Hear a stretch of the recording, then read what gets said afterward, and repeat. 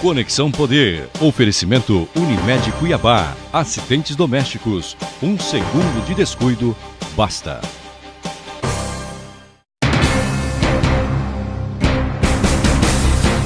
Olá, boa noite. Está começando pela TV Pantanal, canal 22, programa Conexão Poder. Hoje, domingo, dia 28 de fevereiro de 2016. A nossa convidada, deputada estadual Janaína Riva. Ela que já foi do PSD, foi eleita pelo PSD, mas que está aí trocando de partido, já deixou o PSD. Vai para onde, afinal de contas? Você vai saber também outros detalhes da Assembleia Legislativa. Tem aí especialização, decreto 380 e muito mais. O Conexão Poder só está começando.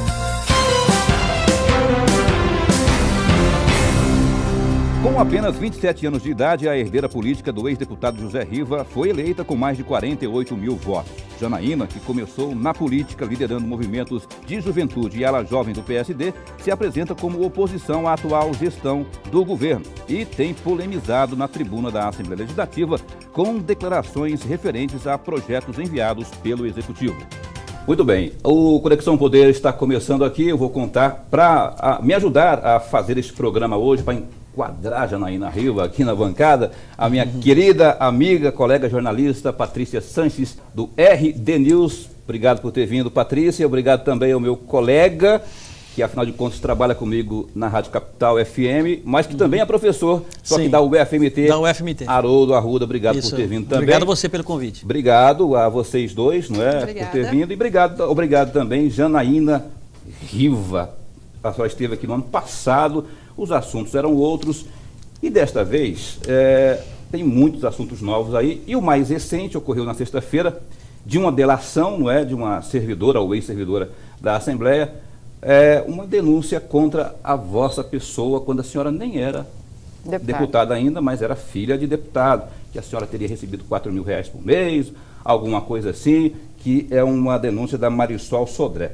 A senhora pode explicar para quem está nos assistindo o conteúdo disso e o que há de verdade nisso ou não? Não, lógico, Paulo. Bom, primeiro eu quero agradecer a cada um de vocês, Haroldo, Patrícia, pela presença, e você, Paulo, principalmente pelo convite e sempre por abrir as portas para mim, até para que eu possa estabelecer uma comunicação com os eleitores e com a população de Mato Grosso de um modo geral. Bom, é lógico, quando eu recebi essa informação, eu fiquei indignada, principalmente na sexta-feira. Logo pela manhã, quando eu acordei, eu estava feliz, porque eu estava encerrando uma boa semana, até pelo debate do decreto 380, que mesmo derrotado, eu acredito que eu saí uma grande vitoriosa, eu consegui mostrar minha força para todo o empresariado que estava aqui e a maneira como eu consigo atuar dentro da Assembleia. Eu achei engraçado que você falou que trouxe a Patrícia aqui até para me colocar no eixo, né? Aí eu imaginei, falei, lá sou eu e mais 23, e eu dou baile nos 23 às vezes, sabe? E é lógico que, assim, que eu fiquei muito chateada quando eu ouvi esse fato da delação. Fiquei indignada, até porque eu era só filha de deputado, e ela não acusa só eu, ela também acusa meu ex-marido, o Carlos. E quando ela falava desse valor, primeiro, eu nunca peguei valor nenhum. R$4 mil. Eu nem tinha afinidade com a Marisol, tanto é que ela nem ficou na minha equipe depois. Eu nunca tive contato com ela direto. E ela fez uma acusação contra mim gravíssima. Muito tanto grave. É que eu falei, eu vou entrar com um processo contra ela, porque eu quero que ela prove. A única prova que diz que ela tem contra mim seria um papel escrito Nina, que supostamente seria dado para mim. E ela fala que ela nunca me viu receber nada, mas que alguém me passava esse dinheiro. Agora, eu acho um contrassenso total, até porque se meu pai era presidente da Assembleia e eu morava com meu pai, que eu nunca deixei de morar com ele, podia muito bem esperar meu pai chegar em casa. Acho que não tinha por que eu ir na Assembleia para fazer alguma coisa errada. Esse dinheiro, segundo a Marisol, não iria para o seu marido, o seu ex-marido, no caso? Não, ela fala que ele recebia R$4 mil e eu recebia R$4 mil. Quer dizer, são assuntos distintos. Ela fala de um e fala de outro também. Mas que quando vocês se separaram, você passou a receber também o dinheiro dele também? Não. Ela não fala do pós-separação, ela fala só de anterior, só do período anterior, enquanto nós estávamos casados ainda. A senhora acredita que o Ministério Público possa estar induzindo ela a ampliar as denúncias por uma questão de pirotecnia ou fruto da imaginação dela? Não, eu acredito, eu confio muito, eu acho que tem muitas pessoas sérias no Ministério Público. Eu já acompanhei muito isso também de perto. Agora, é lógico que eu acho que algumas pessoas agem de forma política ali dentro. Mas sem citar nomes, eu querer falar sobre alguém, eu não tenho, nem sei quem seriam essas pessoas. Agora, que eu considero estranho, que 5 meses depois só do processo apareça ela fazendo essas denúncias, justamente numa semana que foi extremamente turbulenta para mim, porque foi uma semana turbulenta. Eu falava até com a minha família, eu mal consegui dormir no decorrer da semana passada, até porque os debates foram muito intensos dentro da Assembleia. E aí, de repente, uma notícia dessa na sexta, 5 meses depois do processo, ela já tendo feito a delação, aí ela aparece com um fato novo desse. Porque isso não consta na delação, não, né? Não constava no início, na primeira parte, eu acho que da delação dela. Ela e aí fez ela duas foi questionada delações, pelo advogado do meu pai, porque esse processo é contra o meu pai. Do porquê que ela só lembrou de mim agora, e ela disse que ela não havia sido questionada. Então eu achei estranho, óbvio que eu achei estranho. Como eu disse, eu morava com meu pai. Se eu quisesse alguma coisa do meu pai, eu esperava ele chegar em casa. E também, já que eles acusam meu pai de tamanho desvio, acho que não tinha necessidade de eu sujar minhas mãos por causa de tão pouco e me dar o trabalho de ir lá atrás disso. Acho que é uma coisa meio óbvia, mas assim, eu não vou entrar no mérito. Isso eu vou na minha defesa, porque eu vou entrar com o processo mesmo, isso já está decidido. Aí na minha defesa eu vou cuidar disso. Pois é, e a senhora não teme que isso, o Ministério Público possa abrir contra a figura Janaína Riva? Eu falo figura porque, à época, a senhora não era deputada, não é? Algum processo de investigação nesse sentido? Paulo, eu acho até que se for para não levantar dúvidas, é até melhor que o faça. Né? Melhor do que fique só nessa ameaça ou nessa se vai, se não vai, é melhor que Era faça. justamente isso que eu ia te perguntar. Quer dizer, eu acho que a transparência é importantíssima, inclusive até uma oportunidade para você se defender e mostrar a realidade. Haroldo, o que nós estávamos falando agora há pouco, né? Antes até do programa entrar no ar, o que eu falei para vocês. Eu gosto que pergunte, porque é a oportunidade que eu tenho de me defender. Então, se for uma investigação que for para ela ser imparcial e para ela mostrar a verdade, ser conduzida de uma forma séria, por que não fazê-la? Sim, claro. Então, mostre onde foi esse dinheiro, ou para onde ele era depositado, ou como era pego, ou como era... Mas com fatos concretos, não com papel escrito Nina. Primeiro, meu apelido nunca foi Nina. Ninguém nunca me conheceu por esse apelido. Deputada? Jana. Jana, só Jana, lá em casa também. Seu pai te chamava como, de deputada? Jana também? Até hoje. Jana, ou Chatonilda, né? Que é Janinha 38, meus irmãos me chamam, que diz que eu tenho espírito de gente mais velha. Isso há 10 anos atrás, que hoje eu já devo estar promovida. E você chegou a conversar com seu pai sobre essa situação? Afinal de contas, ele é a peça-chave disso, né? É o principal interessado e acaba atingindo a família, né? Uma pessoa que é importante para ele, que até então estava aí. A nossa visita acontece nas quartas e domingos, né? Então, hoje a gente já teve a oportunidade de falar sobre esse assunto. E enquanto eu falava com ele, a única coisa que ele me pediu, a única preocupação dele era para eu ter calma, porque ele já está acostumado a passar por essas coisas, mas para mim é a primeira vez, né? Para mim é a primeira vez. E então, você tem uma personalidade completamente contrária dele. Exatamente. Ele é um cara paciente, centrado, né? E você é muito mais ansiosa. Isso. Então, acho até pela idade, né? Claro, e a orientação de pai é importante. Ele entra nos processos, Ele parece é que ele sereno. está entrando para uma audiência. Tem o time, uma né? festa, Ele né? tem o time para tudo. Mas imagina, time para entrar na se eu nesse pouco tempo dentro Até da o Silval Assembleia, eu passo Borboleta. por tudo isso, imagina que é 20 anos, a pessoa aprende a ter um controle, uma calma muito maior, né? Sim. Então, a única preocupação dele era só assim, como eu iria enfrentar a situação. Ele falou, olha, a única coisa que você tem que deixar bem claro, eu acho que você já até falou, porque ele acompanhou, na sexta-feira eu tinha dado uma entrevista na TV Record para o Lúcio Sorge, e ele falou para mim, a única coisa que você tem que deixar bem claro é isso, que você não pegou e que você vai provar isso. Ele falou assim, agora, ele falou assim, provar que você fez, ele falou, isso é uma coisa muito difícil de se fazer. Mas ele também achou muito estranho, porque assim, meu primeiro mandato, eu uma deputada de oposição, e eu fazendo todo um trabalho sério ali em cima dos fatos, porque eu não mexo com hipóteses, e aconteceu isso comigo. Mas tem que manter a calma, não tem jeito, sabe? Não é o primeiro obstáculo que a gente vai desistir. É lógico que na hora te bate assim uma tristeza e tal, mas talvez essa seja realmente a intenção, é de desestabilizar, sabe? Então acho que eu tenho que ter um controle, até porque eu não tô ali por mim só, me representando tão somente, né? Claro. Para eu tomar uma decisão só por mim. Mas eu tenho que ver que eu tô representando milhares de pessoas e que elas confiam em mim e querem ver uma postura mais forte, uma postura mais centrada. E é isso que eu tenho tentado fazer. Esse é o preço que o agente público paga justamente hoje eu até brinquei, né? Aquele como representante ditado, público, né? Tá na chuva é para se molhar. Claro, faz parte. Né? Você entrou num jogo desse, você tá suscetível a tudo quanto é coisa. Quem teria interesse nesse envolvimento, vamos chamar de... Quem teria interesse de sujar ou envolvê-la nesse lamaçal todo aí, que é a metástase? Paulo, eu acho que nem compensa citar nomes, mas acho que fica Só meio... suspeita, então, já sabe. Eu acho assim, que é uma coisa dizer... meio óbvia, sabe? Eu não sei também por que partiu dela fazer esse tipo de declaração e tudo. Como eu disse a você... Ela ficou quanto tempo com seu pai no gabinete? Eu não sei. Muitos anos, né, pelo que mas se eu fala. acho que mais ou menos uns 10 anos. Eu não sei precisar a data, mas acho que por aí. Soa recalque Talvez isso? mais. Soa recalque, deputada? Então fez uma retaliação, né? Assim, a outra pessoa... Porque ela não foi absorvida pela sua equipe, né? Comigo, ela não foi absorvida pela equipe.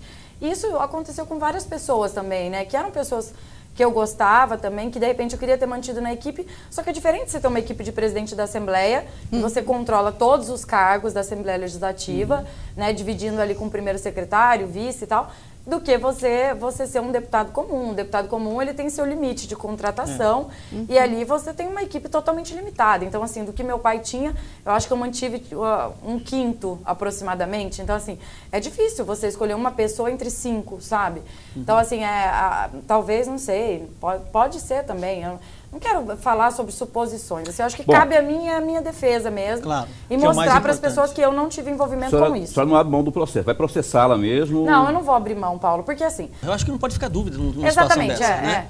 Porque para mim a dúvida é ruim. Claro. Entendeu? Para mim a dúvida é ruim. Quem sai prejudicado tudo bem que assim, eu nunca fui também uma deputada que sempre fui de pregar uma coisa diferente do que os políticos fazem. Ao contrário, eu sempre tentei mostrar para a sociedade que nós, políticos, em sua grande maioria, nós atuamos da mesma maneira. Cada um, é lógico, com o seu potencial, o seu poder de atuação. E o que diferencia, na minha opinião, é o poder, exatamente, que cada um tem. Não, mas cada um tem... A gente brinca que lá na Assembleia a gente tem os deputados...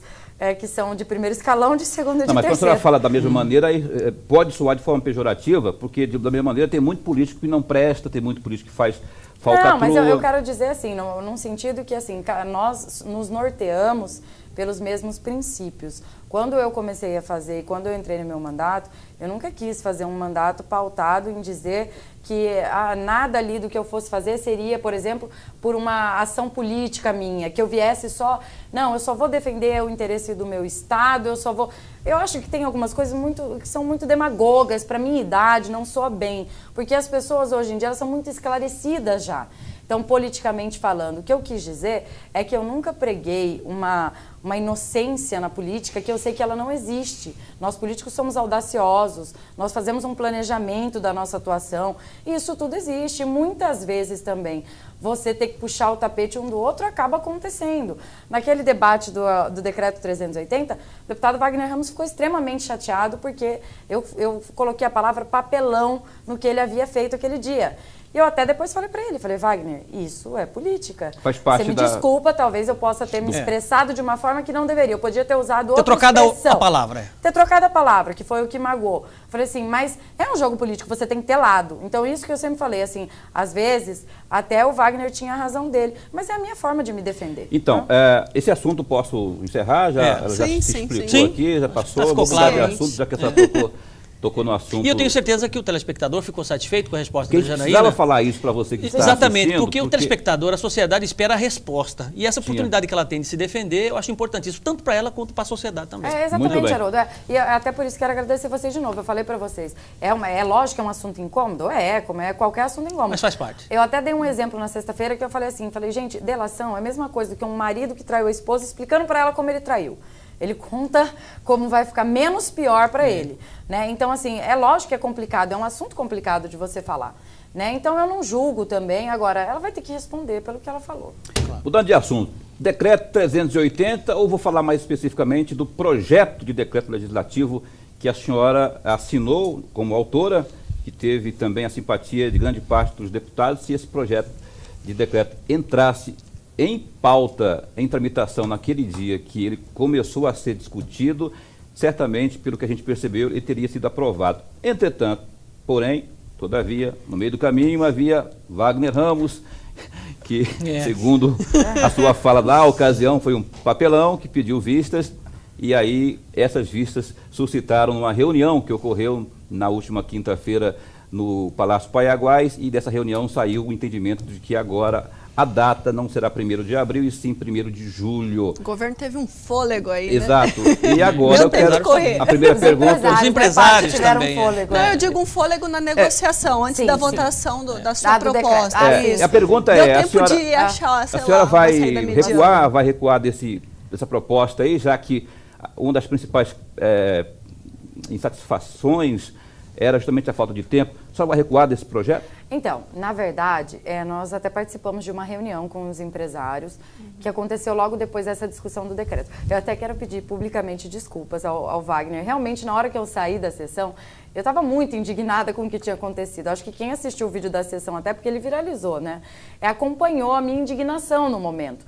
Porque, assim, o Wagner não tinha participado da audiência. Eu até falei para ele, olha, colega, se você tivesse participado da audiência pública, que aconteceu no mesmo dia da votação, você não tinha tido coragem de fazer esse pedido de vistas. Que é lógico que foi um pedido do governo do Estado ao Wagner, né? Então, assim, por isso que eu disse, eu não estou julgando o Wagner, porque ele também está defendendo interesses do governo, que ele é base, sabe? Então, na hora, eu fiquei muito nervosa, porque a audiência, ela foi, assim, amplamente debatida. Inclusive, lá estava um membro do MP, se eu não me engano, era o Dr. Mauro Curvo, que se fazia presente, e ele mesmo defendeu a derrubada do decreto 380, que era o meu decreto legislativo no caso, que ele fosse aprovado, porque nós gostaríamos de ter mais tempo hábil para o empresariado e para os contadores se adaptarem às novas regras tributárias.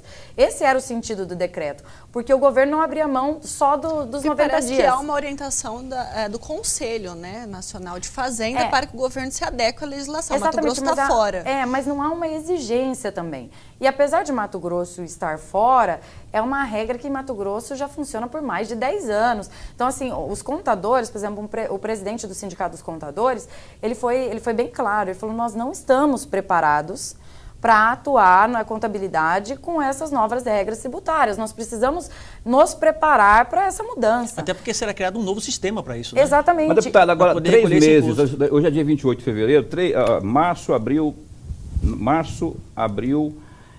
nós temos 3 meses à frente aí, até que no mínimo 3 meses aí para que haja discussão. Esse tempo é necessário? É o suficiente para fazer a discussão? Não é o suficiente, Paulo. Vocês queriam que fosse um ano? Isso, nós queríamos dia 1º de janeiro, né, que se iniciasse só em 2017, né, que o empresariado tivesse pelo menos um ano. Porque a intenção de se apresentar esse decreto 380 do governo no final do ano era justamente porque existe uma lei que ela diz que se apresentar no final do ano só 90 dias, que é a noventena no caso, que o governo falou que deu para o empresariado, mas na verdade não deu nada, porque isso é constitucional, a noventena. O governo teria que dar para a lei começar a entrar em vigor, porque ela foi apresentada no final do ano. Então, nesse caso, após esses 90 dias, eu até falei para eles, por exemplo, a mesma coisa, hoje todos nós aqui falamos português, imagina alguém chegar aqui e falar, agora vocês vão passar a falar espanhol. Não adianta falar que a gente de uma hora para outra. Não adianta. Então, esses 90 dias não foram suficientes, não vai ser suficiente até julho, até porque hoje no Estado nós funcionamos com 7,5% de tributação. Você imagina a complicação que vai ser, por exemplo, para quem tem estoque, que já está pago, porque aqui agora o imposto nosso é recolhido por antecipação. Então, imagina como vai ser a mudança, mudando o valor do recolhimento do imposto. Segundo o governo, esse valor ficaria como um crédito, mas aí o imposto que era 7,5% de um produto, ele vai passar a ser 17, 18, 19, e lá nós apresentamos alguns estudos na audiência pública. O Dr. Luiz Fernando, ele é empresário em Rondonópolis, ele apresentou um estudo belíssimo, mostrando que, por exemplo, para as micro e pequenas empresas, o imposto podia variar de 60% a 117% de aumento. Então, imagina, ali a pessoa que está pagando... Inviabiliza completamente. Exatamente, R$10, ela passar a pagar 117% a mais do valor que ela está pagando. Isso significa, então, dizer que a senhora, então, deixou o projeto de decreto legislativo de stand-by ali. Está na gaveta. Na verdade, ele Como a senhora já acha? Ele está de stand-by. Até eu disse ao Oscar, como o Oscar é coautor, e eu quero até agradecer ao Oscar, porque imagina, nós somos do mesmo município, oposição dentro do município, e quem é de Juara sabe que a eleição lá é acirradíssima. Acirradíssima. Lá a treta é grande. Então, ele se unia a mim, porque ele tinha esse mesmo entendimento. Da Burduna lá. Lá é da Burduna. Inclusive, não é brincadeira, aproveitando o ensejo, a senhora tem se destacado com uma oposição quase isolada dentro da Assembleia, né? O que é natural. Foi assim com o Blairo, foi assim com o Silval, seria natural que fosse assim com o Pedro Táxi. Mas Zeca Viana faz alguns ataques também, mas quem incomoda mesmo é a senhora, né? Até quando vamos falar de Oscar Bezerra, o Pedro Táxi se referiu, aliou-se a Riva, a deputada Riva, né? Ele estava bem acompanhado comigo. Assim, um amor é um amor muito às avessas, essa entre a senhora e o governador? Na verdade, eu acho... Mal resolvido isso, hein? Mal resolvido, hein? Tem uma coisa aí que a gente não está entendendo ainda. Tem talvez um toque especial. Eu acho que o governo do estado tenha subestimado um pouco da minha inteligência, né, quando eu comecei no mandato. É lógico que eu dei um tempo, até porque eu achava que era necessário e que as pessoas não entenderiam bem, até porque se colocava que ia assumir um estado em caos. E isso também, vamos dizer que era visível, né? O estado estava em dificuldade para qualquer um que o assumisse naquela época. Então, eu acho que um ano foi um prazo mais do que suficiente para o governo do estado mostrar o que veio. Então, agora eu acho que a oposição ela tem que ser mais contundente. Eu tenho que mostrar mais o contrassenso e o contraponto daquilo que o governo coloca, né? Tanto é, por exemplo, o caso do afastamento do secretário de saúde, né? Vamos se dizer, o secretário de saúde, talvez não novo, mas o governo teve aí 1 ano e pouco para se regularizar quanto à questão da farmácia de alto custo, que foi justamente o que veio a levar o afastamento do secretário. Que é uma bucha, né? Teve, assim, problemas seríssimos com teve a OSS.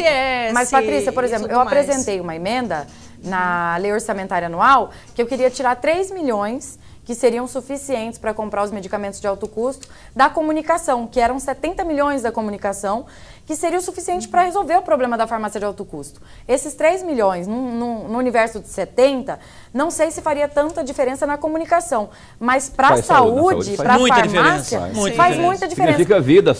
E quem eu apresentei essa emenda, esse remédio não pode esperar, obviamente. Essa emenda foi vetada pelo governo. Então agora eu já tenho argumentos para mostrar, olha, eu tenho que... Eu queria encerrar o assunto rapidinho, essa visão sua é muito interessante pelo seguinte...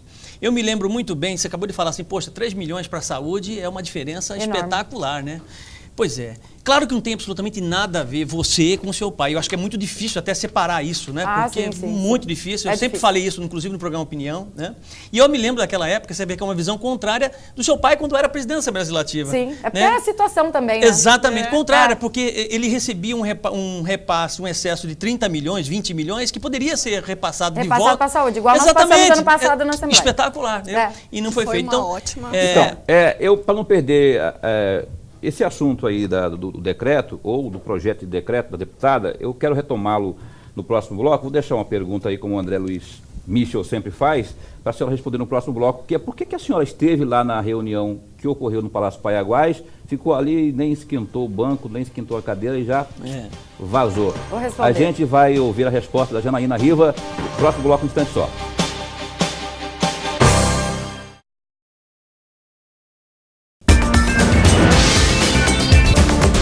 De volta aqui com Janaína Riva, deputada estadual que está atualmente sem partido, falando conosco sobre vários assuntos que andam ocorrendo no âmbito do Poder Legislativo. Eu deixei a pergunta para a senhora. É a pergunta dos bastidores. Que é porque que eu estava lá, que é o que interessa, estava de olho em Vossa Excelência, no bom sentido, não é?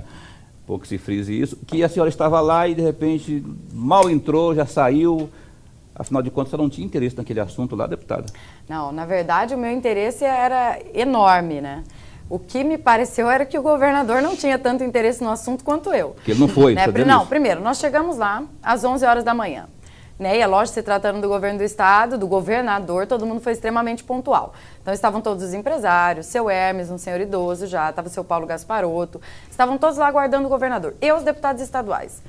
E aí o governador, depois de 50 minutos, e eu já tinha avisado a secretária, eu tinha pedido para avisar que nós iríamos embora, inclusive os empresários, se o governador atrasasse mais, até porque, gente, compromisso todo mundo tem.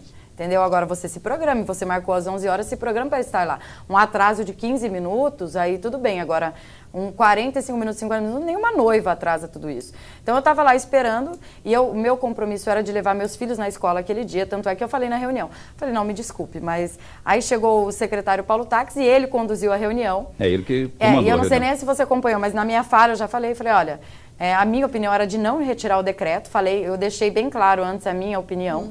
Falei assim, até porque para mim acordo é acordo, agora papel, documento é muito mais seguro. Se a gente derrubasse o decreto, os empresários já eram certos que teriam só janeiro.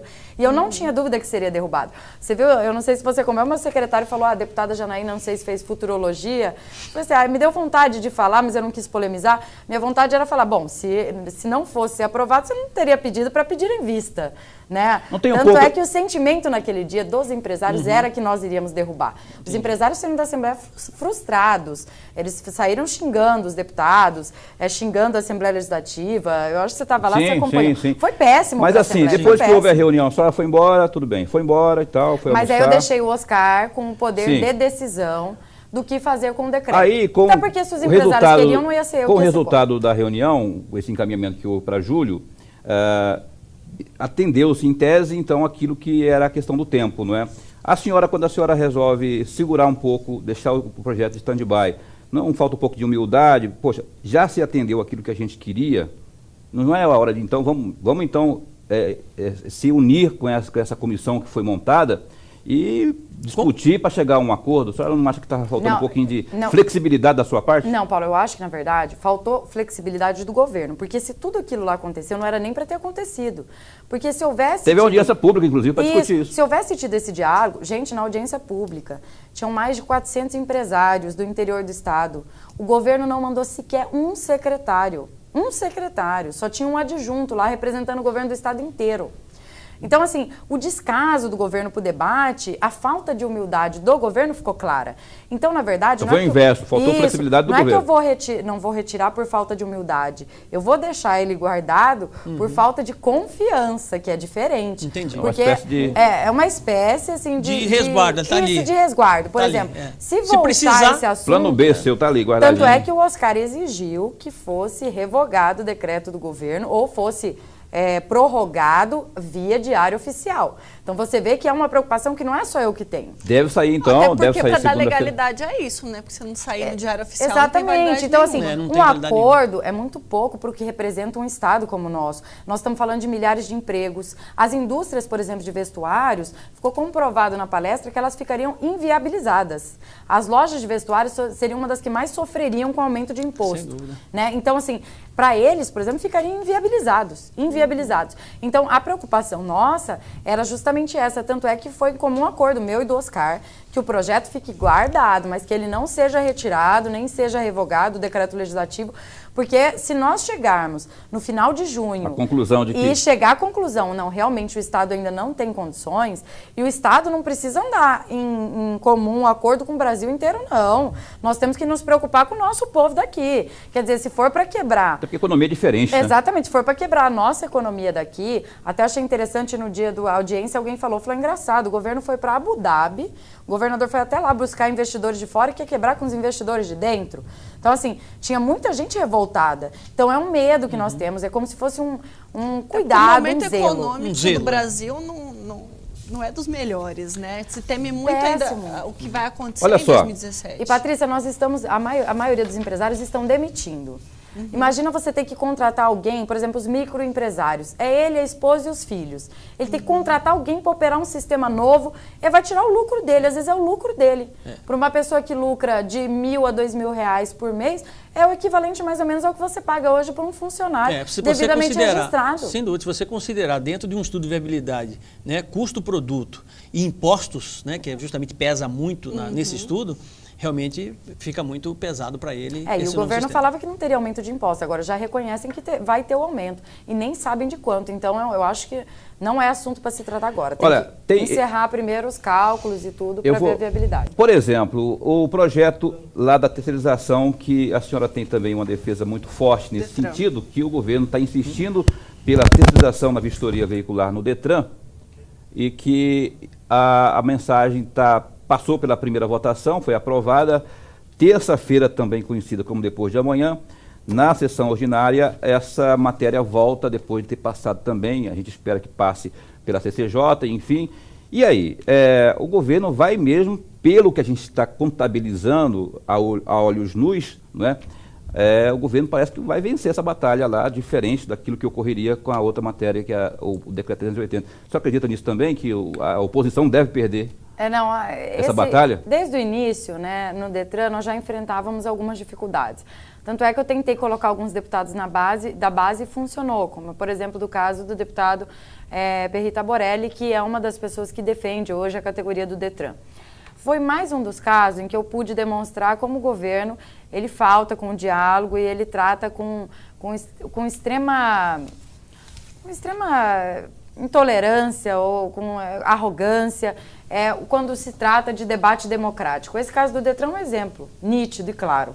Tanto é que quando começou, eu pedi ao deputado Perrita Borelli, até porque o Detran é um órgão de segurança pública, que ele conduzisse os trabalhos e foi feito um compromisso com a categoria, através da Daiane, que é presidente do Sinetran, de que a Assembleia iria conduzir uma negociação com o governo do Estado. Na primeira greve do Detran, antes de surgir essa questão da vistoria e da inspeção. Na minha opinião, quando não se conseguiu resolver a questão da greve, e o governador já pensando que futuramente pudesse haver outras greves e que o Detran pudesse parar novamente... Até porque já parou já 5 vezes, já né? parou, Ele tem razão para pensar nisso. Não, é isso que eu falei para você. Tanto é que essa questão do Detran... É um ponto que dentro da Assembleia nós convergimos mais, até porque existe essa discussão. Mas para sempre, o Detran não pode parar, porque o Detran é um órgão arrecadador. Sim, né? sim. Só 1 milhão e 200 por dia. O caos, né, da população. O que diverge, na minha opinião, de alguns colegas, porque no caso foi 5 a 10, né, que nós perdemos, porque eu considero que o Detran, se ele contratar os servidores que foram concursados, no caso da vistoria e inspeção foram 130 aprovados, já faria uma diferença enorme. Não haveria mais... Mas o governo vai contratar agora. Mas o governo não vai contratar. Mas é que o governo enfrenta um problema em relação à contratação. Uma herança, inclusive, do governador Silval Barbosa. Mas o que eu deixei claro na tribuna é que o Detran, veja bem o contrassenso, ele serve como órgão de segurança pública quando se trata de arrecadação. Para o governo pegar um fundo, que é no caso do Fundo de Segurança Pública e tal, que tem um diferencial. Mas na hora que se fala de lei de responsabilidade fiscal, ele não é órgão de segurança pública, porque o órgão de segurança pública não entra na lei de responsabilidade fiscal. Então não teria problemas para o governo ele chamar esses concursados do Detran, juridicamente falando. Mas aí, deputada, tem aquela questão que foi uma promessa de campanha, que pelo menos... pelo que eu estou vendo, é uma das coisas que tem acontecido, né? Das poucas coisas que tem acontecido, é a questão da viabilização de mais PMs para as ruas. Os índices de violência são altíssimos. A gente sabe que há uma carência muito grande, especialmente no interior, em relação ao policiamento. Então, talvez não estaria priorizando isso em detrimento daquilo. É difícil também decidir o que é mais importante nessa hora. Não, sim, Paty, mas se a preocupação fosse a lei de responsabilidade fiscal, o enxugamento não deveria ser nem no Detran, que é órgão arrecadador, dá conta de se manter sozinho com facilidade, nem na polícia. Isso aí deveria ser nos cargos de confiança de governo, que a gente sabe que é isso que está fazendo a máquina pesar. Existem muitos cargos de confiança no governo? Muitos, e se eu não me engano, na mesma proporção do governador Silval. A senhora tem algum levantamento? Na mesma proporção, não, exatamente não, mas na mesma proporção que foi demitido, foi contratado. Isso todo mundo da imprensa, inclusive, acompanhou de perto. Não teve hoje não tem nenhum cargo que você fala, não, esse cargo está vago no governo. O governo está com os cargos de confiança e comissionados preenchidos, tá? Então, assim, isso não é justificativo. Não é legítimo ter cargo de confiança? Só não pode haver excesso, né? Não, mas o excesso é justamente isso que eu estou falando, é a gordura que nós estamos falando, é aquilo que pode queimar. Né? É o que está passando. Eu acho que o governo devia se atentar, por exemplo, o Detran, se ele arrecada 1.200.000 com pouco efetivo, imagina ele com muito efetivo que ele não pode arrecadar. Se hoje a fila de vistoria em alguns municípios chega a 5 dias, imagine se não houvesse fila. Então, quanto que nós não estaríamos arrecadando por dia? Então, acho que o Detran ele dá conta de se manter. Agora, o que me estranha é que o discurso do governo nesse debate do Detran, ele vem totalmente contra a defesa da transparência. Pois é, e tem um ponto importantíssimo, que justamente o próprio sindicato, ele se apoia, se alicerça, que é com relação aos valores. Se você pegar, por exemplo, a questão da vistoria, o sindicato alega que pode aumentar até 600% uma vistoria que custa R$22, R$25. Isso, né? isso. Já o governo diz que não existe essa possibilidade de aumento. Quer dizer, esse impasse, para quem está assistindo, né, para quem está... O que nós temos de fato hoje no Detran que nós presenciamos isso? Um serviço, pelo menos, da área de vistoria de péssima qualidade. Você fica 5, 6, 7, 8 horas para ser atendido. Isso é fato. Não tem servidor para atender. Exatamente, é fato. A demanda é muito acima da capacidade dos próprios servidores. Exatamente. Tá? Padrão, ok. Mas o grande impasse, onde o próprio sindicato se alicerça, é justamente nessa questão desses valores. Existe essa verdade. Quem está falando a verdade? É o governo ou é o sindicato? Porque o que aparece para nós é esse impasse. Tem alguma coisa que eu vou dar um exemplo. Como é que pode? Assim, Exatamente. Palpável. Palpável. Não vai ter nada para fiscalizar. Uma coisa palpável. Vou te dar um exemplo. Enfim. Na verdade, primeiro, o que começou errado? O governo mandou essa mensagem para lá sem a exigência de licitação. Inclusive, eu fiz essa emenda. À época, até o deputado Wilson Santos me indagou, Haroldo, pela mesma coisa, mais ou menos nós estávamos falando agora. Ah, mas seu pai em 2011 votou pela concessão do Detran.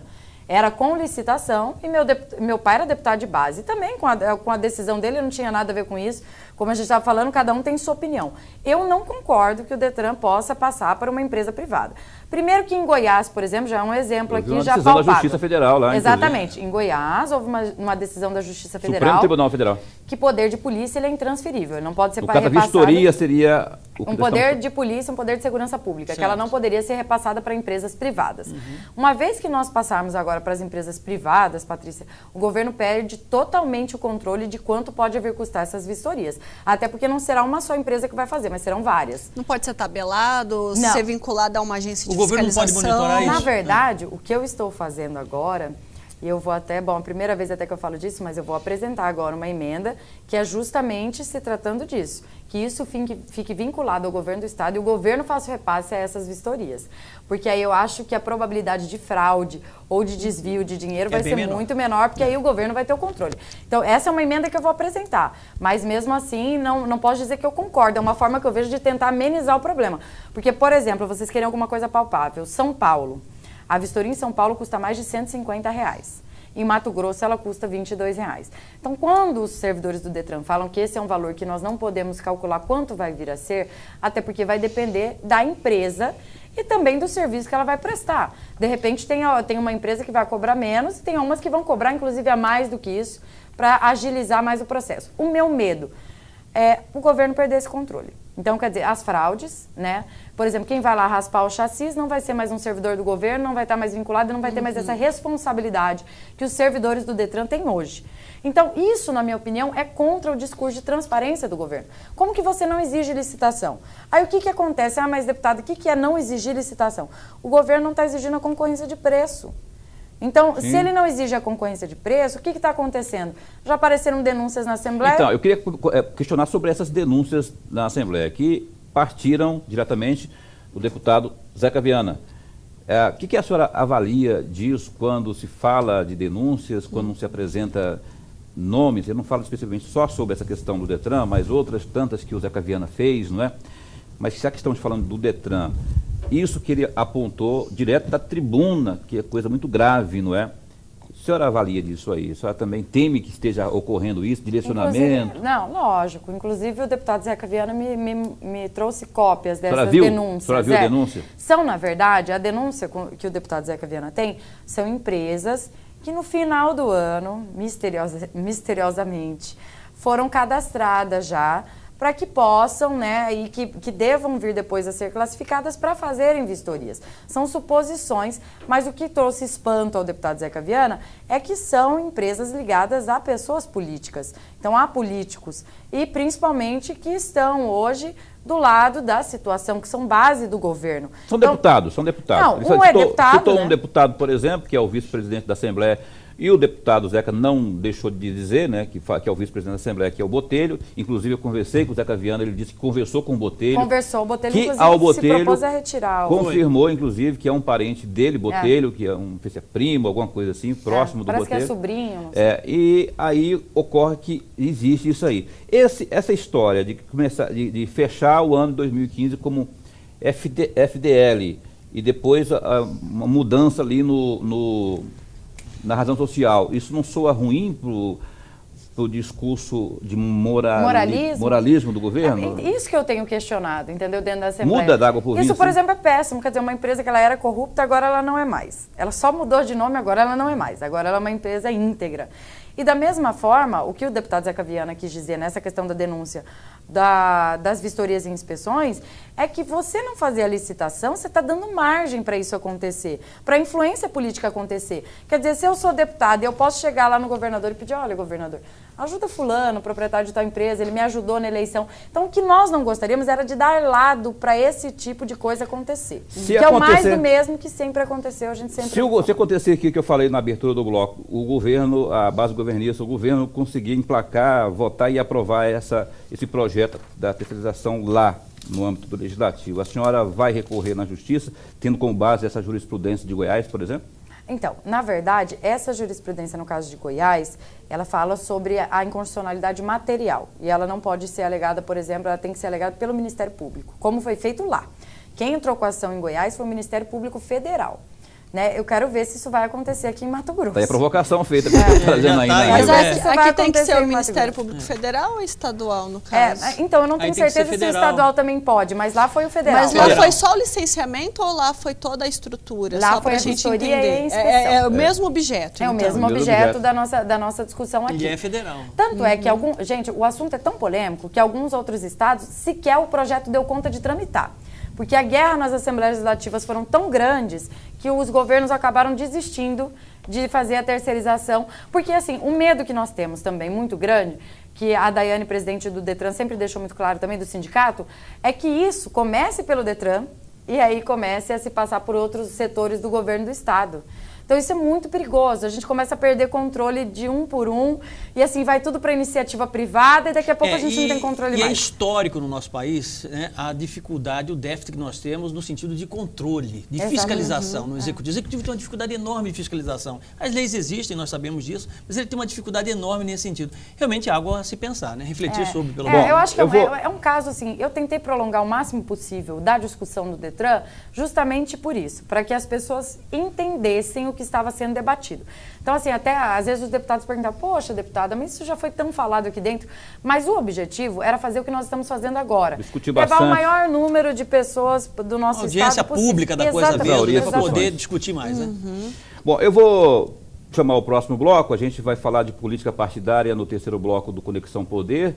Tem algumas outras questões que também envolvendo a parte administrativa, que eu também gostaria de ter a opinião da deputada, mas a gente vai, no próximo bloco, abordar essas questões. Eu vou deixar a pergunta. Deputada Janaína Riva, a senhora foi eleita pelo PSD. A senhora já não é mais do PSD, ninguém sabe de onde que a senhora é mais. A senhora disse que estava indo para o PMDB. Nem de onde é, para onde vai. É partido da Sofia, não né? sabe para onde que a senhora vai. E a senhora vai responder seu destino partidário após o intervalo comercial aqui no Conexão Poder. Instante só.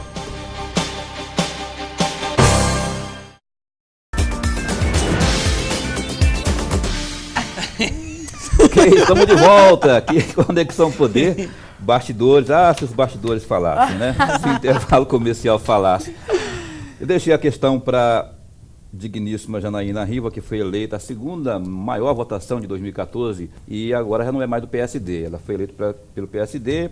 Houve aí uma cantada firme do PMDB, ela disse que ia para o PMDB. Namorou. Houve uma conversa agora de que já está pensando, que já não está mais encantada. Namorou e não casou. E eu quero fez saber, igual o Blairo, namorou e não noivou casou. e não casou. E até associando essa questão, Patrícia, a senhora foi contaminada aí pelo Blairo Mágico, que decidiu também não ir para o PMDB, você também não vai para o PMDB mais? Ou vai? Não. Eu tenho até falado em todas as minhas declarações que o que me pautou nessa demora para escolher é que eu sou a única deputada estadual que eu tenho uma decisão judicial que me respalda a esperar um tempo maior. Tão interessante para mim foi esperar primeiro eu ver o quebra-cabeça montado, até porque os deputados estaduais, para quem não sabe, tem até o dia, se eu não me engano, não sei se é 18 ou 19 de março, acho que é 19 de março, para mudar de partido. É um mês, né? É um mês, foi uma janela de um mês. E eu posso esperar um pouco mais. Então, na minha opinião, para mim, foi como se eu tivesse um as na manga e eu pudesse primeiro ver todo mundo já para onde vai cada colega deputado e para eu poder tomar a minha decisão com mais consistência. Mas você está com AIS na mão, de olho em outros partidos, ou a senhora está com AIS na mão apenas para esperar o momento certo e enquanto isso já está líquido e certo, ou enquanto isso a senhora vai se ouve muito outro? Por que ela pode decidir agora se ela tem um tempo para repensar? Exatamente. Não, tá um amor tão bonito com o Zeca Viana. Não, eu gosto do Zeca. Eu sofro, porque eu gosto muito do Zeca. O PDT convidou a senhora, o PR, o Elton Fagundes está louco atrás de Janaína.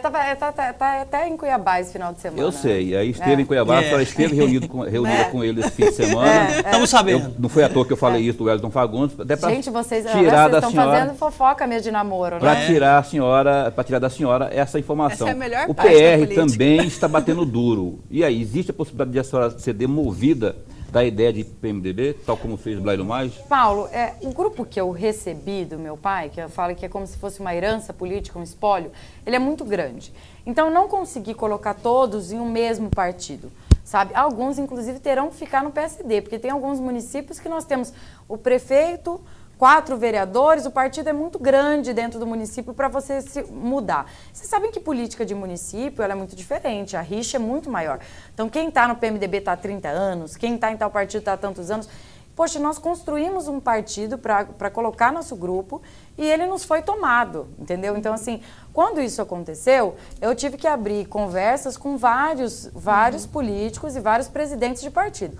Então, o PR, o PDT, o Solidariedade, o PT, o PSD mesmo e o PMDB, nós conseguimos colocar companheiros em todos eles. Dentro do PMDB, o que tem me levado a esperar um pouco mais é porque, por exemplo, surgiu um fato novo. Talvez o deputado Baiano Filho saia do partido. Mas Janaína, o que muda para você? PSDB, inclusive. Baiano Filho está indo no PSDB.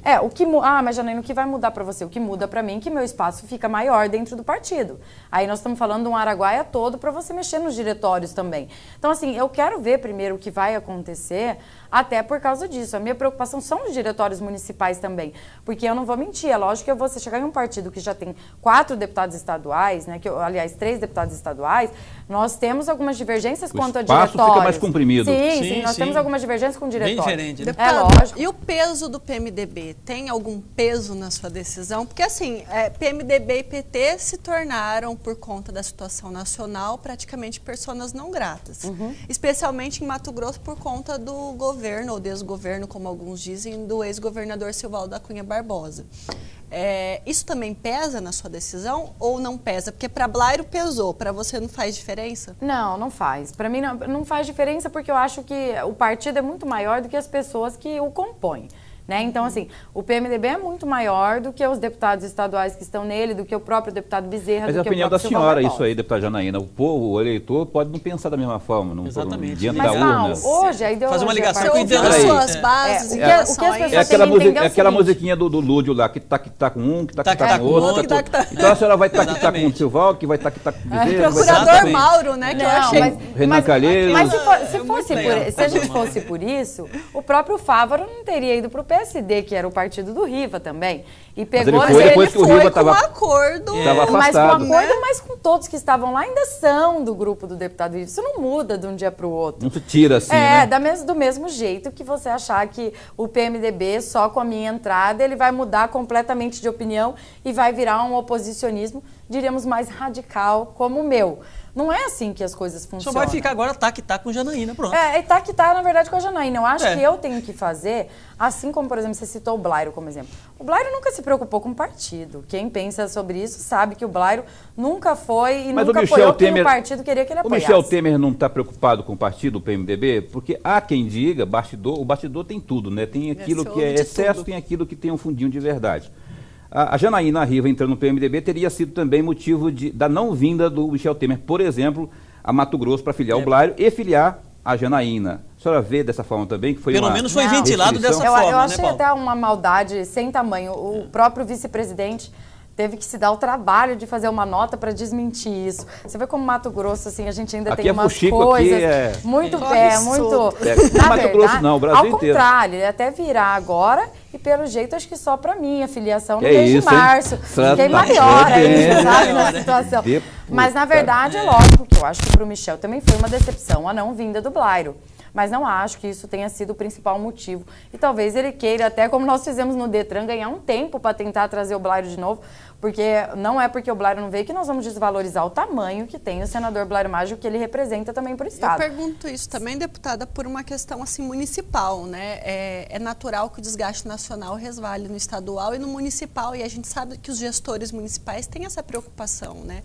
Os petistas, por exemplo, vão ter muita dificuldade para se reeleger. E o seu grupo, os seus pré-candidatos a prefeito, pré-candidatos mas na verdade, a vereador? Vão ter dificuldade aonde, de repente, o político não tenha tanta representatividade. Eu vou dar um exemplo aqui, como, por exemplo, é o caso de Juína, está até hoje no mandato, que é o deputado Altir Peruso, que hoje, nas pesquisas de Juína, e ele é do PT, ele é disparadamente o favorito nas eleições municipais. Então, eu ainda considero que quando você vota, e o eleitor, principalmente o eleitor mais humilde, ele não vota no partido, ele vota no candidato e no modelo de gestão. Então, assim, não é porque, de repente, o candidato vamos dizer que hoje a bola da vez, que é o PSDB, né, que o candidato é do PSDB, que ele vai votar e ele vai deixar de votar, que é pelo PT. Isso é o poder de conquista de cada candidato e o poder de convencimento que cada um tem. Né? Assim, dentro do PMDB, o que eu vejo? O nosso país ele é ingovernável sem o PMDB, isso é fato. Sim, hoje. O maior partido do país. Então mesmo que o mais orgânico. Ontem, antes de ontem. Faz hora. Então, talvez o próprio PSDB, que hoje condena o PMDB, venha se unir com o PMDB daqui a uns anos, que vai ser mais, para mim vai ser natural caso o PSDB venha a eleger o presidente da República. O Blair disse que vai para o PMDB depois da eleição municipal, do processo eleitoral de 2016. Se ele for, de fato, para o PMDB, no PMDB e no grupo particular do Blairo, de aliados do Blairo, ele já é um nome considerado para o pleito de 2018. A senhora, como PMDBista, o apoiará no projeto dele, que certamente será diante da candidatura à reeleição do Pedro Táxi? Paulo, lógico que a minha ideia, justamente de pegar esses partidos de oposição, que hoje seriam de oposição, que é o PR, o PMDB, o PDT, é para que nós tenhamos um candidato de oposição ao governador Pedro Táxi. Se o candidato for o senador Blairo Maggi, ex-governador, ótimo, excelente, vou apoiá-lo, assim como se tiver também outro nome, como por exemplo o nome do Wellington Fagundes, que é uma pessoa que eu tenho um apreço e carinho enorme, que é do PR, da mesma forma vou apoiá-lo. Até o Wellington eu converso muito com ele, porque eu acho o Wellington uma liderança do nosso estado, com representatividade, com história política, uma história longa, né, sem dúvida, política, e de moral ilibada também, né, que ninguém tem o que falar do Wellington, e é uma pessoa que eu gosto muito. Então, assim, quem for o candidato do grupo, é óbvio que eu vou apoiar e vou seguir, desde que seja de oposição. Com certeza. Eu vou, gente, eu estou aqui com a Patrícia e também com o professor Haroldo. Haroldo. Claro. Eu vou não é bem a gente está encerrando já o programa, eu queria que vocês tivessem alguma coisa para desovar, no melhor sentido. Vamos disparar logo aí para cima dela. Eu tinha comentado com ela, agora ou depois? Não, eu vou só fazer uma pergunta. Deixa eu abrir essa rodada aqui. Claro. Vai lá, Faustão. Claro, com certeza. Olha, você fala Faustão, quem não gosta de ser chamado de Faustão é o André Michel. Não gosta de jeito nenhum. A senhora, deputada Janaína Riva, que hoje veio de laranja, a senhora veio... vem discutindo nas redes sociais, a senhora não deixa de usar as redes sociais, e isso às vezes suscita, na verdade, muitos comentários dos internautas, não é? Sim. Uma discussão que eu sei que a senhora rebateu, que eu cheguei a presenciar, acompanhando, foi que a senhora não visitaria seu pai nas visitas que ocorrem lá no CCC. Isso me indignou. A senhora ficou indignada e a senhora não toma esse cuidado, porque a senhora acha que não deve tomar esse cuidado de usar as redes sociais como vem usando, não é? Mas isso está prejudicando a senhora de alguma forma? Como que a senhora pode responder? A Janaína não gosta do pai, não vai visitar o pai, na verdade, vai pra balada. Na verdade, né, muitos me julgam às vezes por causa disso. E teve um comentário, e eu fiquei muito indignada, que a pessoa falou assim, ela vai pra balada, mas não visita o pai, ela não foi nada no aniversário dela ficar com o pai dela. Só que assim, é porque eu sempre, eu sou jovem ainda, né, eu tenho 27 anos, então eu sempre gostei de usar as redes sociais para compartilhar toda a minha vida, eu sempre usei para isso, minha vida tanto pessoal quanto política, eu mesclo os dois. Mas eu não gosto que as pessoas pensem que eu sou só aquela deputada de plenário, daquele jeito, séria, brava e tal. Eu tenho minha vida como todo mundo tem. Eu saio, eu namoro, eu visito meu pai. Mas é lógico que você mostrar um lado ruim, que eu diria, até porque é um momento ruim que minha família vive, não tem por que eu ficar falando disso. Gente, aí eu quis mostrar para as pessoas, falar, olha, dia de visita é quarta e domingo, e tal como qualquer outro preso do nosso estado, eu visito o meu pai, eu o vejo, e assim, eu sinto falta dele. Quarta-feira, por exemplo, eu tive a audiência pública, de manhã e à tarde eu tinha 2 sessões. Eu não pude vê-lo. Não tem assim, é um sentimento como qualquer filho tem por um pai. Não é diferente de ninguém. Não, a gente imagina. Eu tento mostrar isso nas redes sociais, que eu sou tem que provar igual a todo tempo. mundo, que eu erro igual a todo mundo também. Entendeu? Às tem vezes direito a ter tudo que todo mundo tem. que às vezes, deputado eu não acho pode assim, frequentar. será que as pessoas ainda querem aquela imagem de político, de que ele não bebe, ele não sai, ele não faz nada, ele só trabalha e ele dorme cedo para ele acordar cedo e trabalhar? Não, eu acho que eu posso dormir a hora que eu bem entender, acordar cedo, prestar o meu trabalho, eu acho que essa é a minha obrigação, mas eu acho que dali da Assembleia, a hora que eu terminei a minha sessão, com o que eu faço no outro dia só cabe a mim, não cabe a mais ninguém, né? Então, assim, eu compartilho, tem muita gente que gosta, tem muita gente que também... Até foi ventilado há pouco tempo atrás, né, a possibilidade de se fazer uma delação premiada dele, né? Sim. E ele descartou essa possibilidade porque ele acredita na inocência, né? Não seria mais fácil, um caminho mais curto? Talvez, se ele entendesse que ele pudesse fazer de uma forma que ele fosse sair mais rápido, tudo, mas ele não entende dessa forma. Ele entende que ele tem o direito, que ele deve mostrar isso na justiça. E eu o respeito, porque é uma decisão sobre a vida dele, sobre o futuro da vida dele. Então eu evito dar palpite, porque eu acho assim, se fosse a minha vida, por exemplo, não sei se eu gostaria de ficar sendo colocada em xeque ou em dúvida o que eu quero para mim. Então eu vejo meu pai muito decidido em mostrar a verdadeira forma dele de fazer política. Tanto é que vocês já viram nas últimas audiências, e eu achei louvável começarem a falar já realmente o que ele fazia de verdade, que era verdade, que era fazer um assistencialismo social gigantesco dentro daquela Assembleia, e todo mundo sabia, mas ninguém falava. E pela primeira vez eu vi ele falar disso. É um assistencialismo que fazia-se necessário. Na minha opinião, sim, Paulo. E que hoje, inclusive... Mas aí você está passando por cima do... Eu tenho o Poder Executivo que deveria fazer isso. Sim, mas é aquela questão. É ilegal, mas é moral. E nem tudo que é moral é legal.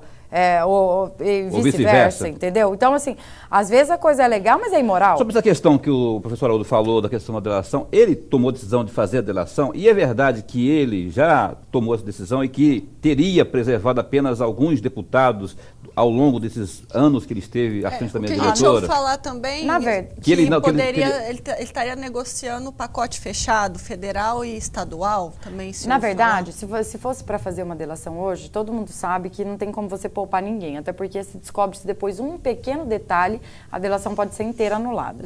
Né? Então não tem como se fazer isso, você escolher quem você vai falar, porque as coisas vão aparecendo. Vocês viram aí no caso da Lava Jato, por exemplo, vai desencadeando, de uma pessoa vai levando a outra, que leva a outra, que leva a outra, e por aí vai, nós já estamos chegando quase a presidente da República e ao ex-presidente Lula.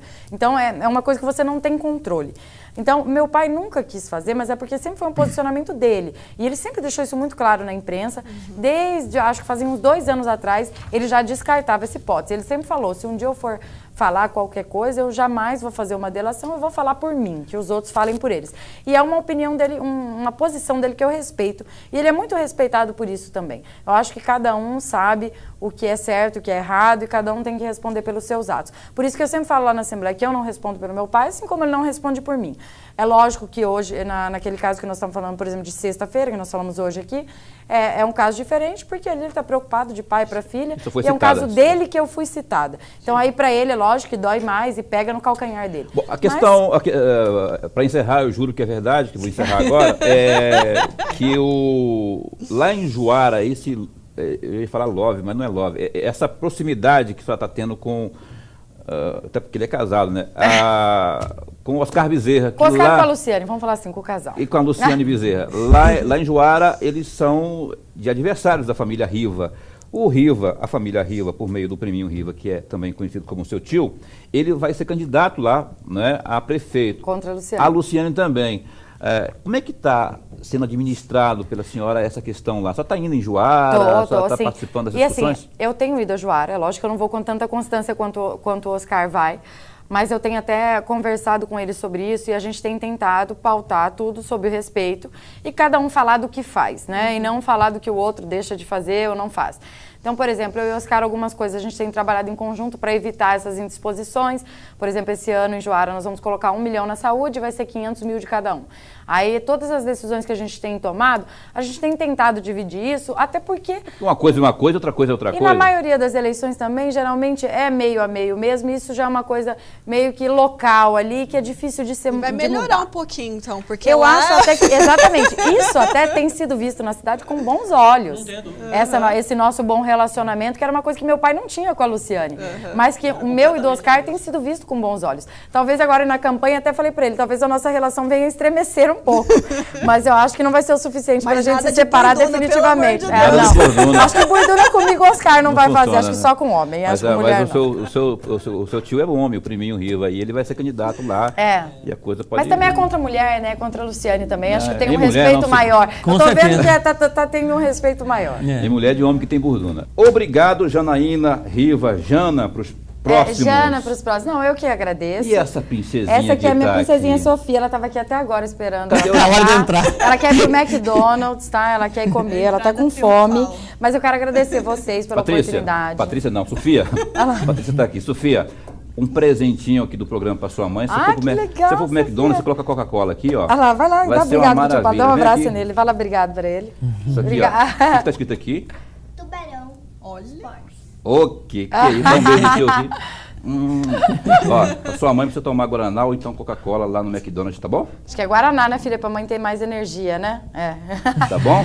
É uma canequinha, uma lembrança pra senhora, você deve ter uma já no seu gabinete. Já tenho uma, Se a Laura Petralha não passou a mão, né? Ela tá querendo uma. Então, Paulo, eu quero agradecer mais uma vez você, quero agradecer a Patrícia e o Haroldo e parabenizar mais uma vez pelo trabalho que vocês fazem aqui no Conexão Poder. É um programa gostoso de vir, né? Que aí você tem oportunidade. É um bate-rebate leve, né? Gostoso. Não tem burduna. Não tem burduna. Não tem, né? Não, mas o Oscar tá mais calmo agora, tá, bem mais. Tá, leve, tá bem mais leve. Ele, o Taborelli, tá todo mundo na Assembleia mais calmo. Eu acho que o Guilherme tá colocando um calmante na água lá da Assembleia, todo mundo mais calmo. Só na minha que eu não sei o que ele tá colocando. A senhora ficou brava essa semana lá, rapaz, me respeitem. Não sou otária. Não sou otária. Mas faz parte, eu quero agradecer vocês então mais uma vez pela oportunidade e dizer que eu tô à disposição, sempre que vocês quiserem, eu vou estar aqui com vocês. Bem, deputada Janaína, aproveitar que a Sofia veio aqui, você que está em casa, a Unimed Cuiabá tem um recado muito importante para você. Olha, evite que seu filho transite por áreas perigosas como cozinha, áreas de serviço. Isso são os campeões de acidentes domésticos. Portanto, seja precavido, oriente seu filho sobre os riscos que há dentro de casa. Afinal de contas, 1 segundo de descuido basta. Uma campanha Unimed Cuiabá. A Conexão Poder de hoje vai ficando por aqui. O André Michels, por força maior, motivo de força maior, não esteve aqui hoje, mas estará aqui no próximo domingo apresentando na mais perfeita normalidade o nosso Conexão Poder para você. Que você tenha uma semana saudável, produtiva e abençoada por Deus. Até a próxima. Um abraço.